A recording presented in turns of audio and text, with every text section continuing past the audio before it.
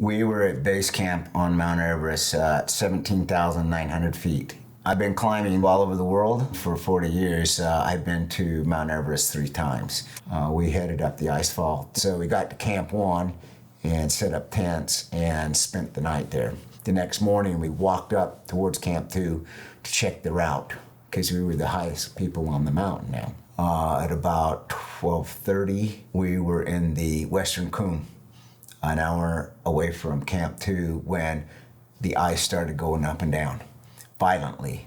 We couldn't tell if it was the glacier sliding or what, but then we determined it had to be an earthquake. Well, about that time, the ice and snow on Everest and Lhotse and Nutsi came off, and we could see it coming down, but there was nowhere to run. You were like in a funnel.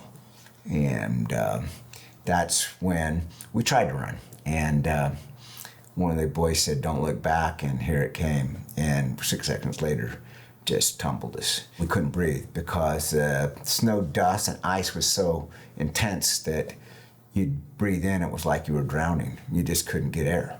This lasted for 45 minutes. It just wouldn't settle. We made it to Camp 2, and at that point, I had HEPA.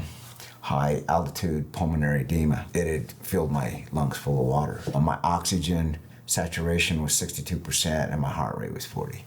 A very, very brave Swedish helicopter pilot pulled the seats out at base camp in a snowstorm and put 5 gallons of fuel in and came and plucked me off of 22,000 feet.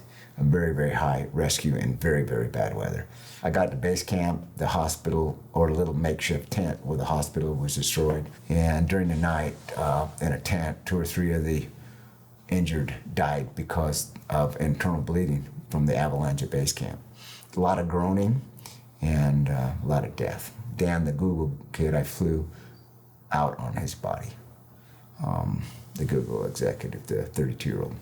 You know, a month later is when it affects you, because now you get those, how come you were spared and the guys 80 feet from you were killed? You just don't understand. There's a reason.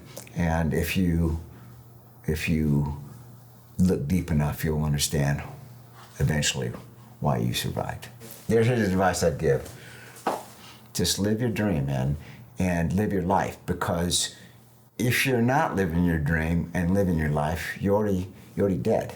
All you have control over is living, and living to the fullest and enjoying every moment and making memories with your children or the people you love.